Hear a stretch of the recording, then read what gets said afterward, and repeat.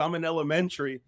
And I'm like, Mom, Dad, why aren't we moving to Texas? All there is in Texas is a bunch of cowboys and horses. I'm like, who wants to go down there? I'm not going to fit in.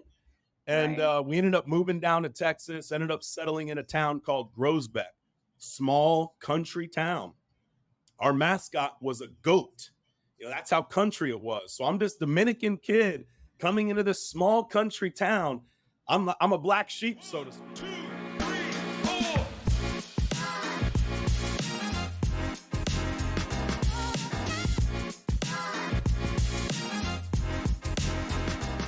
Hey, y'all. I talked with Tony Taveras on almost making it to the NFL, leading the largest roofing company in America, and winning a bodybuilding championship. It's a story laced with grit and purpose and persistence, driving success. And to top that off, y'all, Tony is one of the most fun and positive people you'll meet. Here he is. I'm looking right now, just so you know my view.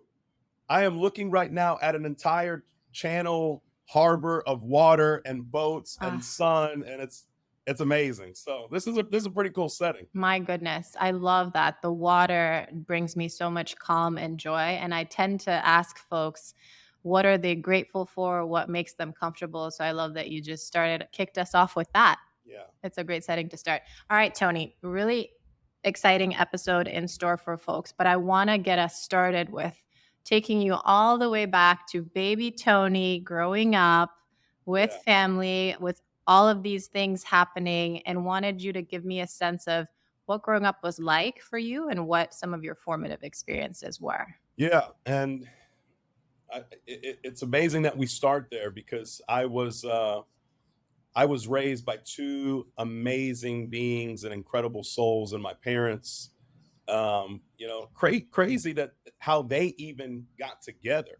I'm going to start this thing off with something Tell that's us. very, very rare. It's probably going to be a shocker. I love it. Like I'm going to be very transparent today and open with you. Great. So, my dad's, just to give a little context, my dad's first marriage was with my mom's sister. Oh, okay. Damn. Yeah, that's not normal, right? He had 2 sons with my mom's sister, and he ended up seeing some kind of light in my mother and decided like she was the one for him.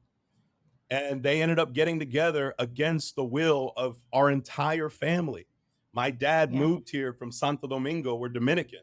And so, his dad brought him over, and, he was the first to go to college. He went to Syracuse. I was born in New Jersey, lived in New York for a little bit. My mom was born in Brooklyn, but they saw something in each other, and against everyone else's will around them, they decided to make that decision to come together.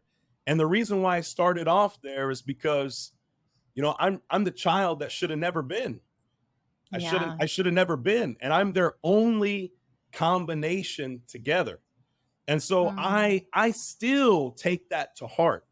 The fact that I'm their only combo, that means something to me, that they made that decision against all odds to come together. And now, I feel like I have to represent the name. And because they did that, I can't make those sacrifices be for nothing. Like, I need to create something special in my life, and that burns inside of me, that now I have to pass that same torch to our next generations of our family. So, my upbringing was pretty incredible with these two beings. They decided to leave New York when they got together, and they started a company together. We moved to Texas. So when I was 7 years old, we actually moved to Texas from New York, and I'm a 7-year-old kid. I got a bunch of friends. I'm in elementary. And I'm like, Mom, Dad, why aren't we moving to Texas? All there is in Texas is a bunch of cowboys and horses. I'm like, who wants to go down there? I'm not going to fit in. And we ended up moving down to Texas, ended up settling in a town called Groesbeck, small country town. Our mascot was a goat. That's how country it was. So I'm this Dominican kid coming into this small country town. I'm a black sheep, so to speak. I'm an outsider, right? And I gotta find my way to fit in. And how I found my way to fit in was through sports, right? I found an avenue where, you know, I could attack it, and I had fun, and I made friends, and that was my ability to become something in that town, so to speak. And that's where the bond with my dad was created. My parents instilled immense discipline inside of me. And you know, my dad always said, you know, son, you know, you're Dominican. You are not something that they're used to here in this country town. That was just a fact, right? It was basically white, black, and Mexican in this town. So he's like, son, you got to realize you got to be better than anyone else growing up in society. You got to bring something else to the table. And that was instilled into me early. Like, I can't be average. I have to go above and beyond, and I have to excel. And you know, one thing that he did that was interesting when we talk about stories and things that impacted me that still stay with me today. I remember, you know, he was the coach in our basketball leagues. You know, I ended up playing football, but there's certain things that he did to instill the value of a dollar and the value of hard work. And something I'll never forget. I wasn't given allowance. They made me earn my allowance by performing. So it was like he created a list in football: every tackle, every sack, every interception, every forced fumble. We had a list that we created. That's how I made my allowance. So as a child, it was like instilled, like, I got to practice to perform, right? I'm not just going to be handed shit in my life. And so I thought that was really brilliant looking back, you know, when other kids were just given things. I thought that was amazing. And so, you know, I grew up in this town, Groesbeck, and ended up becoming the star football player, ended up being on varsity all state. And, you know, that's really where it started. They grew a business at that time. A little more insight to their business. They took a chance and left New York. My mom was a part of Manette. She was in the insurance world, and she left and created her own business with my father. And I remember they bought this rinky-dink office building. I mean, it did not look good, right? And you know, I'm seeing them have these visions of like, we want to become something. We want to be the first in our family to do something special. And they bought this office building, and I kid you not, we lived in the office building. We didn't have a house. That was the type of sacrifices I was watching in my teenage years. I remember taking showers in the alleyway. I remember one time a coach dropped me off after practice, and he drops me off on the street. And, you know, he's like, is this kid homeless? he's like, where do you live? And we were living in the office building. So I start there by saying, you know, I was molded by some amazing individuals. They instilled a lot of great qualities. They ended up going on from that beginning to create one of the largest, it was called ILSA, Insurance Licensing Services of America, one of the largest niche businesses in the insurance space. Their clients were Chubb, AIG. For over 20 years, my mom was the CEO. They ended up selling 2 years ago for over 16 times EBITDA, 16 times EBITDA. And so now they're retired. But so I started out in those years. That was where it all began. My goodness. It's funny because we talk so much about the value of discipline, and it's something that kids get at a young age, and it's something that's really hard to instill moving forward. And totally, given your experiences afterwards, so NFL, bodybuilding, your leadership experiences, et cetera, it's so clear that this discipline has rung true with you throughout. And then also this drive and purpose. I can really feel it in your body as you're telling me, like you wanting to represent the name and you wanting to make this meaningful because you are the child that wasn't meant to be. Yes, absolutely. So, you know, we go from there. So I ended up getting recruited right out of high school. I was that star football player, was a middle linebacker and running back.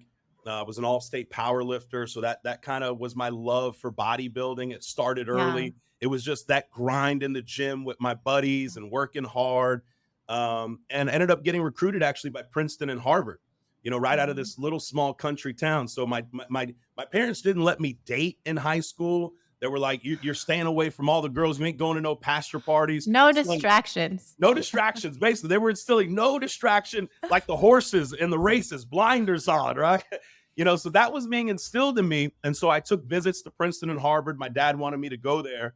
And I ended up saying, Dad, I just I want to go play football. Like I want to go play D1 ball. My dream, as you Yeah. mentioned, was to go to the NFL, So from 12 years old, that's all I was thinking about. That was burning inside of me.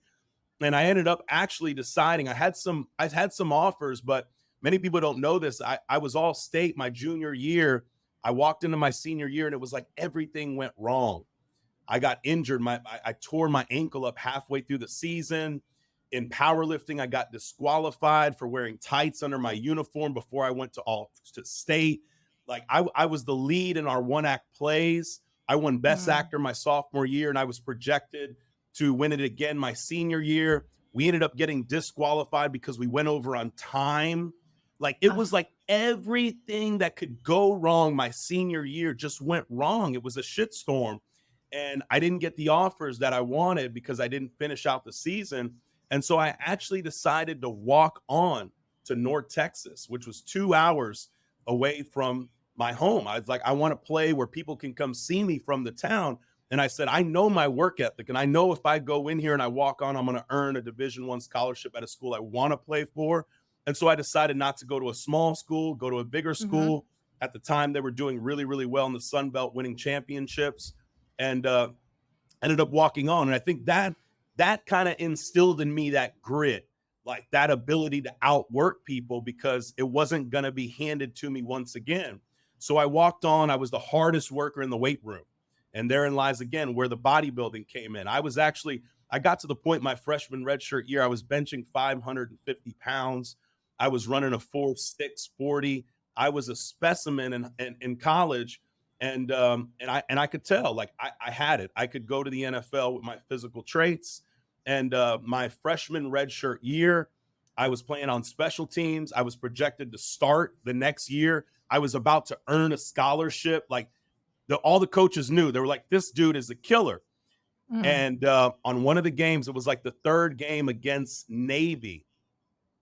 I was coming down on kickoffs and I was busting the wedge. I was the wedge buster. Someone came out of nowhere, cut my legs illegally. I flipped over. My hip and pelvis came out of alignment, and I was jacked. I couldn't even walk after the game. I was just sharp pains up my pelvis. And for months, I was rolling around in bed and I had these sharp pains coming up. And I was like, man, my dad always told me, like, I'm going to have a backup plan. What if, son? He would always say, what if football doesn't work out? You need to have a brain. You need to be able to use your brain and be able to go into business. He was always telling me this, and it happened and it hit.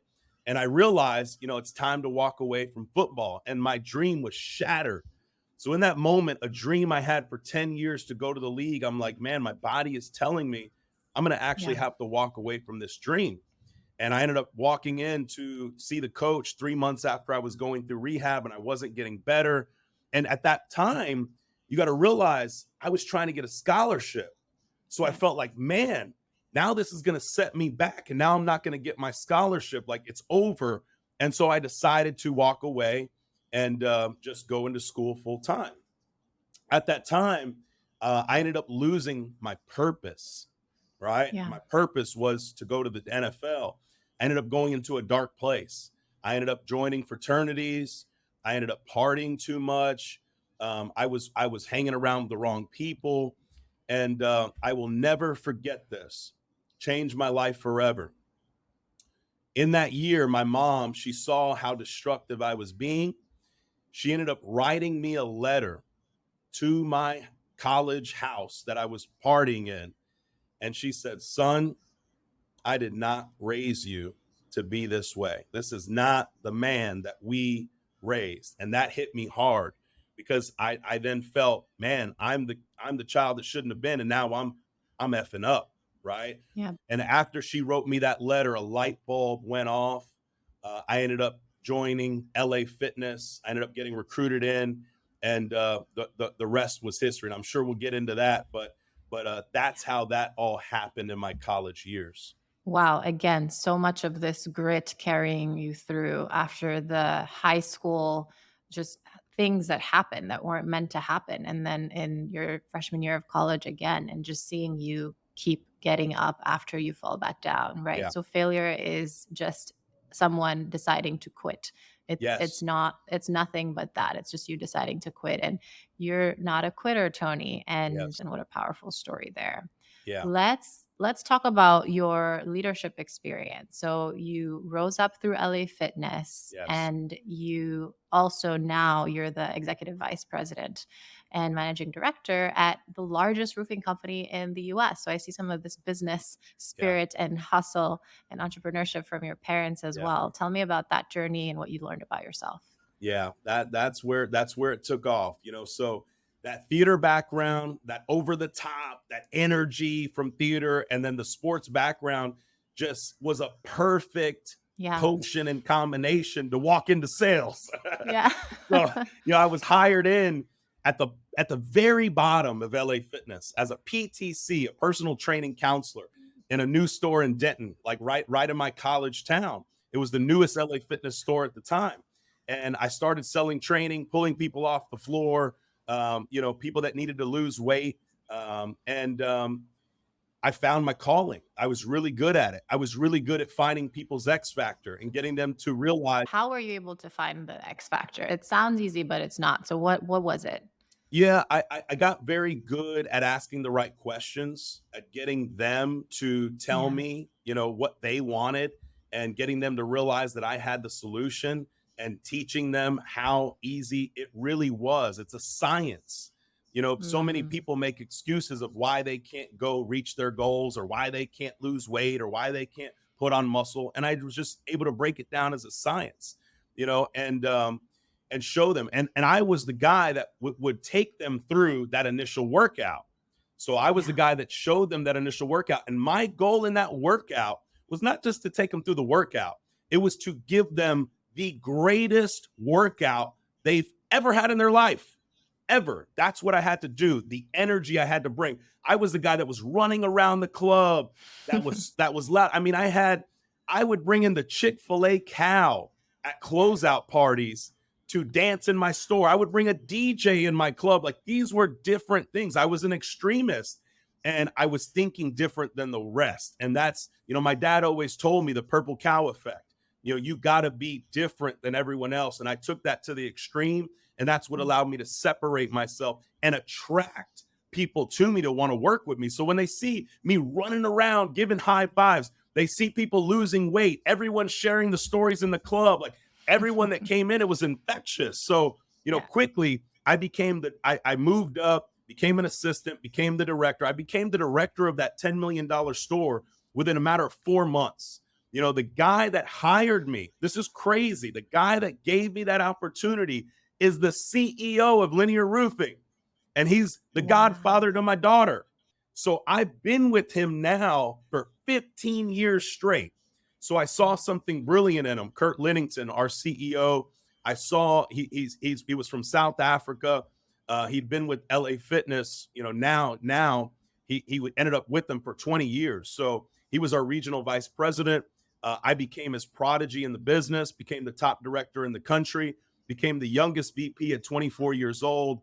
I was then on the acquisition team. So then when we would go buy other health club chains, I ended up becoming the VP that would train all those employees on how to sell personal training. So I became the top training sales VP in the country for LA Fitness. I then became a regional at 26. And I got to the point where I was running the entire West Coast of Florida.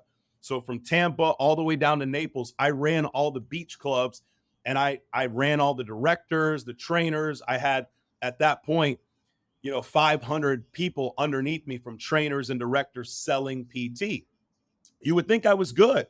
I reached the pinnacle of the fitness industry. I was 26 years old. I was making, 250,000. And I started thinking to myself, because my parents owned a business at the time, I felt like I was late to the dance. I felt like I was never going to end up becoming a partner and have the ability to become a multimillionaire. I didn't want to settle. And so I ended up visiting Kurt for his birthday, actually. I was 7 years in at this point to LA Fitness, and he was still an executive with LA. I came to visit him in Dallas for his birthday, and he shows me this new roofing company he created. Like, on the side. And we're both the top like VPs in a fitness company. And I'm like, you started what? Roofing? You're doing roofing? Are you crazy? You're What is joking, that? right? I literally looked at him like he was joking. And he shows me the model and he showed me that it had to deal with insurance. Now, my parents ran one of the largest niche insurance type services in America at the time. Their clients, like I said, were Chubb, AIG. And I was like, man, this makes sense. Storms are always going to happen. There's a bunch of rogue roofers running around who are unprofessional. They're cheating homeowners. They're screwing them over, doing shoddy work, not communicating. And I was like, man, you're telling me if I got it as good as I was at selling personal training, as good at roofing, as selling roofs, that we could become multimillionaires and blow this thing up and become the authority figure in an industry. I said, I'm in. I resigned from my regional VP role, safe, cushy role, and for a dream. He had nothing at the time. He had 3 little roofers. He was still in LA. And I said, I'm going to resign. I'm going to come on board. I'm going to learn this thing. I didn't know anything about shingles. I said, I'm going to learn this thing and I'm going to recruit the best of the best that I know in the industry. And that's what I did. I came into roofing. I got my hands dirty, rolled my sleeves up. I designed the scripts and the process of working with homeowners. And I just began to duplicate, and recruit in the best VPs and killers that I knew around the country. And before you know it, we were spreading like wildfire. We created a movement. I ended up becoming the top contractor in DFW. I got featured on HGTV. I'm on a show called No Demo Reno with Jennifer Todrick. So I helped start that. And now we are considered the #1 roofing platform in the US. We transacted with private equity last year for the largest deal in the insurance residential space. And we're on the verge this year already of transacting again for what's going to look like $1 billion. So to do that in 8 years is we've definitely changed the game. Again, this hunger and drive for making your own mark, which led you to leave this really cushy job that so many people find so hard to do. You wanted to be an owner. You wanted to create your own destiny and your own wealth. What do you feel has been responsible for your success besides the hunger and the drive? Like you mentioned, a lot of it too is hiring great talent to come join you on this journey. How are you able to do all of these things? It's the ability to create something. They talk about in the book Good to Great. They talk about what separates the best businesses, the top businesses in the world, in the history of the world. And it's when you look at the order of what's important to the people in those organizations, some people would think it was money, and it's not money. It's actually being a part of something greater than themselves was #1. Right? Purpose, right? Yes. So creating something where they feel like they're a part of something amazing. I've always been able to create teams that have a lot of fun. We from that sports background, I was used to in football. I was the captain. I was the middle linebacker. So I'm used to inspiring people to go win a game. And so what I did early on in sales was I understood like you got to make this thing fun or else people are going to be bored. So there was a lot of things I did, like silly things that people would think are silly. Like I would have people create spirit animals and embody spirit animals and superheroes and characters. And they would not look at it like work. They were just coming in to have fun with the people they care about. And eventually it created this movement. And I think as well, being able to lead from the front, being able to be that example, being able to walk it and not just talk it, because a lot of people, as they move up in a business, they have this ivory tower effect and all they want to do is tell people what to do. They know I'm the baddest when it comes to knocking on a door, and I still do it. I will still go into a market and I'll show them and they're like, holy shit, this guy is really good. So it's like not getting rusty, not getting comfortable, always pushing myself and showing them how to do it, not just telling them. Yeah, there's a difference between a leader and a boss for sure. And there's so much respect for an actual leader who leads and does what they expect their folks to do. I want to talk about the spirit animal because that's actually really powerful for folks to be Yes. able to embody an image or a metaphor and really Yes. carries them far. I feel like we know yours is the GOAT. I love that this started from the mascot of Grossbeck. Yep. How has that evolved into your spirit animal? Tell us Man, more, Tony. that is such a good question because some people, they look at my IG and they're like, Tony GOAT Taveras, or even when I stepped into bodybuilding, they're like, this dude's calling himself the GOAT, but they have no idea. But it was before it was cool to do so. It was like this, and the story was this. I was actually, when we moved to Texas, we actually moved to a town called Magnolia. Their mascot was a bulldog. I stayed there for a couple of years, and then we moved to Groesbeck. So when we transferred from this bulldog to Groesbeck, I literally said to my dad, I was like, Dad, this is so lame. This is whack. We go from a bulldog to a goat. This isn't cool. And I'm this kid looking up at my dad, and he's like, son, are you clueless? Do you not know what GOAT means? He's like, that's Michael Jordan. That's Muhammad Ali. That's Kobe Bryant. That means greatest of all time. And I was like, oh, that's cool. So since then, I've been known as the GOAT, but not just called the GOAT. I had to your point, embody it. So what it then ended up doing, it became this powerful thing where it's like, okay, I have to be the greatest at anything that I touch. I can't be good at this, average at that, great. No, anything I do, being a father, being a leader, being in business, going into bodybuilding, like I gotta give it my best. Because if I give it my best, then that means that I'm embodying my spirit animal, which is the GOAT. Yeah. Let's take this to bodybuilding, Tony, because you certainly were a 2019 bodybuilding champion, speaking of being the best. I don't know anything about bodybuilding, so I'm excited to learn. Yeah. For other folks like me, can you walk us through like the basics? What is it? What are some of the competitions? Tell us everything. Yeah, so it was crazy because I was about 4 years into linear roofing at the time. So we're building this big business that ultimately has become what it's become. And then, so that's where people, I think, are now looking at me like, how is he doing all of these things? And I think that excites me because once again, I want to be different. I want to be a purple cow. I want to be unique. So it's a challenge to me to say, okay, I can not only do business, but I'm going to show you at the same time, I'm going to be kicking people's ass in bodybuilding. So I decided, I think it was like 2017, I decided to do my first bodybuilding competition. I ended up winning the overall at the Kuklo Classic, ended up getting hooked. You know, who knows what would have happened if I would have fell flat on my face, that day. Maybe I would have never continued. But it was crazy because I'll share a story about that first show. I trained for, and I was in football, so I'd always been lifting, but I never trained for a bodybuilding show. 8 weeks before the show, I ended up picking a coach. His name was Stephen Mass. He's still my coach today. He's a nutrition coach, contest prep coach. Ended up getting ready for the show 8 weeks straight, getting into a deficit, a caloric deficit, training super hard, doing a ton of cardio, getting ultimately my body fat down to that 4-5% range. And I remember before I stepped on stage, at that first show, I was backstage in the dark, about to go out for the very first time. I remember a voice in my head that said, you know what? You can't do this. You're going to go out there. You're going to mess up. You're not ready for this.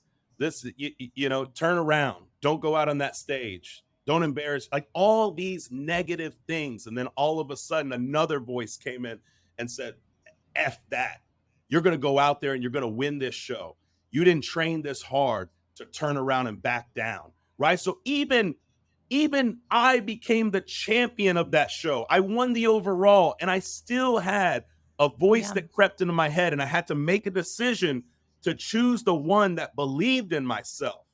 So when people see people being ultimately successful, they still go through battles in their head. You got to be able to choose the one that believes in yourself. And I chose that one. And I went out and I won it. And after that, I went on to go to nationals. I went to Universe in 2019. Another crazy story, before Universe, which is the national show, one of the largest in the US, I actually 6 weeks before that show ripped a hole in my stomach. No joke. I had an umbilical hernia. A hole opened up right at my belly button and it was protruding. And at that point, I was like, man, am I going to be able to go through and go get this pro card? And I said, you know what? I'm gonna finish this thing out. I ended up walking into that show and I won the overall at a national show with a hole in my stomach and beat everyone else there. So it's like when you can go through that adversity, it's like then you could go through anything in life. So I think bodybuilding, being able to go through that adversity and that darkness and deplete yourself where your body literally thinks it's killing itself. Because when you get down to a 4% body fat, your brain physically, scientifically starts not being able to function the same. Like it's hard to walk upstairs, it's hard to drive. And all throughout those weeks, you were battling every day. You were in a battle in your mind. And I love that. In the moments, you may not love it, but when you stand victorious in the end and you accomplish it, it actually makes you stronger. I then went on to become a pro. I won the overall. I won the Dallas Europa a couple of years back, my first pro show. I then was invited by Arnold Schwarzenegger to the Arnold, one of 10 athletes to do that. That was amazing. And then I went on to become an Olympian. So I ended up becoming top like 16 in the world. And that was in my first run. So now, I'm at the point where I took a step back last year to focus on business and grow the company. And now I'm promoting shows. My goal is to eventually have a show as big as Arnold Schwarzenegger called the GOAT Classic. And so now I'm in a spot where I could promote shows or I could go back and compete again. But I love the sport of bodybuilding and I love supporting the athletes. So thank you so much for bringing that up, because oftentimes we look at people who are successful and we think, "Oh my gosh, there's so much distance between them and me." And so it's so helpful to see that successful people go through challenges, go through setbacks, and it's all about the self-management as well. And I can see again where that grit and discipline comes through from your childhood all the way through all of these challenges. I want to get into the nitty-gritty of training and what that's like. So I understand 4% body fat. That's wild to me. Yeah. And is it that you train for 8 weeks? That seems so short to me. Like, what is the training that you need to get done? And what does that mean in terms of both exercise and diet? Yeah, definitely. It's definitely not 8 weeks. Yeah, because I was like, it was what? eight, And it just was, eight yeah, weeks? What it is was your eight workout weeks. routine? Yeah. It was 8 weeks that first show because I was already in decent shape. I wasn't at a pro level. It was at a local amateur level. So I wasn't what I am today physically and how much muscle I have. Yeah, I ended up weighing in at that show at 191 pounds. Right now I walk around at 260 pounds. So I was definitely smaller. As a pro, you could have more weight. But in that, I was already in decent shape. I didn't have a lot of fat on me. So then that's why I could do it in 8 weeks and get into that show in 8 weeks because I could get into a deficit quickly and get to a low body fat. But like, for instance, now I'm projected to compete again in the summer of 2024. So I am strategically mapping out a year and a half out before my next show. That's how long you have to plan because the training is methodical. Now at this level, it's small little details that separate the best in the world. So I have certain little gaps that I got to work on, and it takes a lot of time to put on muscle tissue and shape on a body part. So for instance, for legs, if I got to put on 2 inches on my legs, that's going to take months and months of vigorous, consistent training. And it's week in and week out, giving it new stresses because Yeah. with our muscle, you're literally breaking down those muscle fibers to build them back up stronger. So you're having to give them new stresses, Yeah. more weight, more reps, different exercises to keep that muscle guessing and growing the way that you need it. So it ultimately may take a year to make even a little bit improvement on a muscle group. So that's how methodical the training is. And I have a trainer that works with me, a posing coach that works with me, a nutrition coach. So I have a team around me ultimately to get better and better and hold me accountable.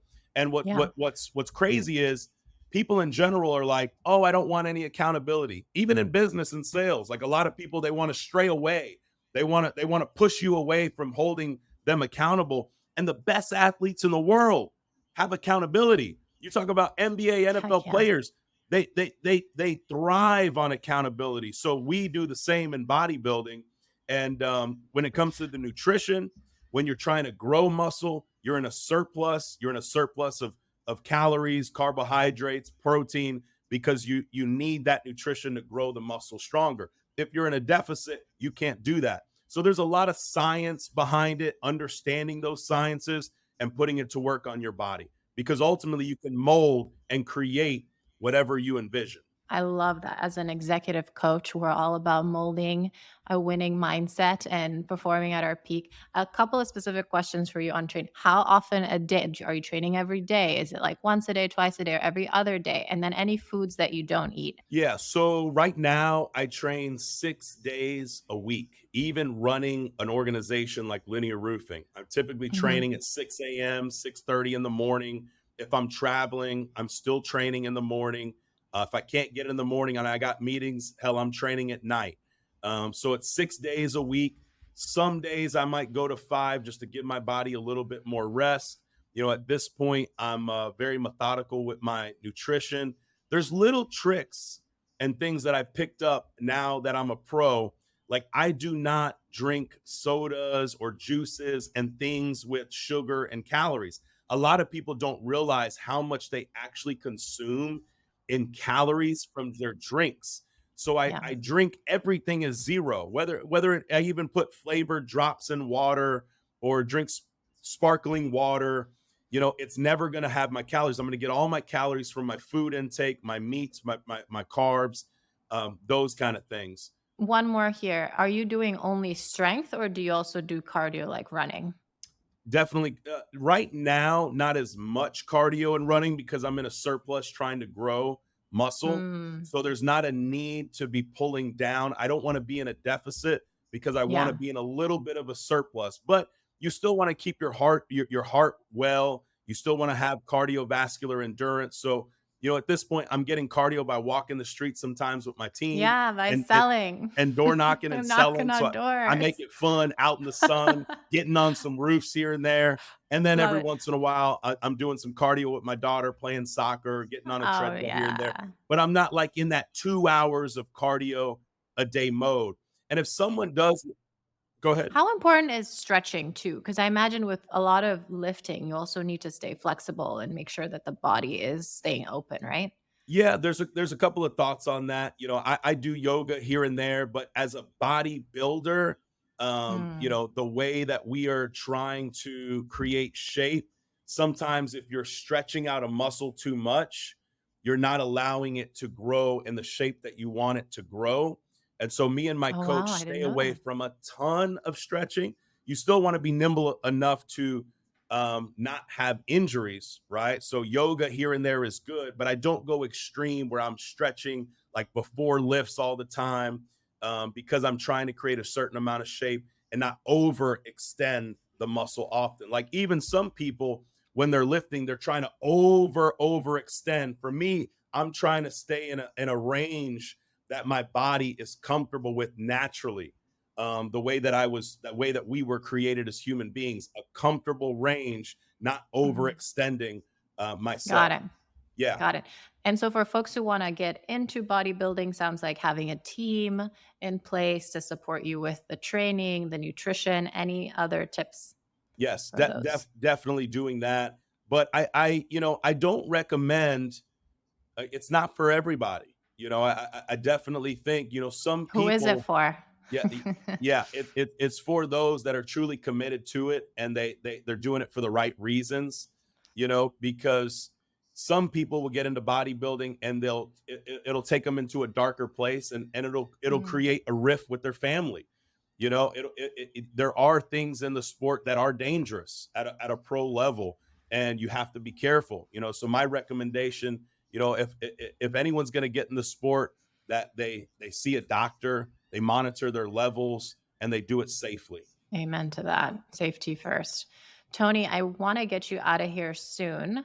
Yeah. So before we do that, though, I can't leave you before asking what about your routines and processes allows you to stay at peak performance? You're in sales, you're bodybuilding, you're doing all of these really high capacity things. Yeah, I would say definitely having a routine, a consistent routine of success. Success and failure leave clues. You can tell those that are not very successful are very chaotic and all over the place. They're not consistent. So I truly believe, like from bleeding from bodybuilding, that discipline and consistency. So having a routine that you can stick to, that you can get in the groove. Like every morning I get up at a certain time and I hit my workout at a certain time. I eat breakfast at a certain time. I'm starting my calls at a certain time, and it gets me right into the zone for my day. If someone's getting up one day at 6 a.m., another day at 9 a.m., it's like it's just not consistent. And your people around you need to see that you are being consistent. So I think that's one thing. And I think constantly looking for ways to grow. I think, some people in sales and in general, they get caught up in the money. And I say Mm. this because I've seen it time and time again. If your focus is the money, when the money comes, you will stop pushing yourself because now you've hit this destination. You're like, oh, I got the money. So you can't make it about the money. That you hear the quote about, is it the journey or is it the destination and all? It's really the people that you're doing it with. So it's the people that you're doing it with, enjoying that journey, but being grateful for the people around you, and ultimately not getting comfortable and looking to become the best version of yourself. That's what you should be focused on. So what books are you reading? How are you challenging yourself? How are you getting better at your craft? How are you pushing yourself on a daily basis to improve internally? Because ultimately, if you are internally right and in a good headspace spiritually, then that's going to translate into your business. Personal problems and things going on at the house, lack of integrity, character, those things will bleed into everything else. To me, I say all is one. There's a book that changed my life forever, and that's called The Alchemist by Paulo Coelho. And that book, boy, oh, it shifted everything. I read that book a year ago. Will Smith had talked about that book in one of his interviews, and it definitely shifted my entire reality to understand all is one, and the creator is in all of us. And if the creator is in all of us, then we are powerful, powerful beings. And if we are powerful beings, then we can manifest anything that we want in this reality.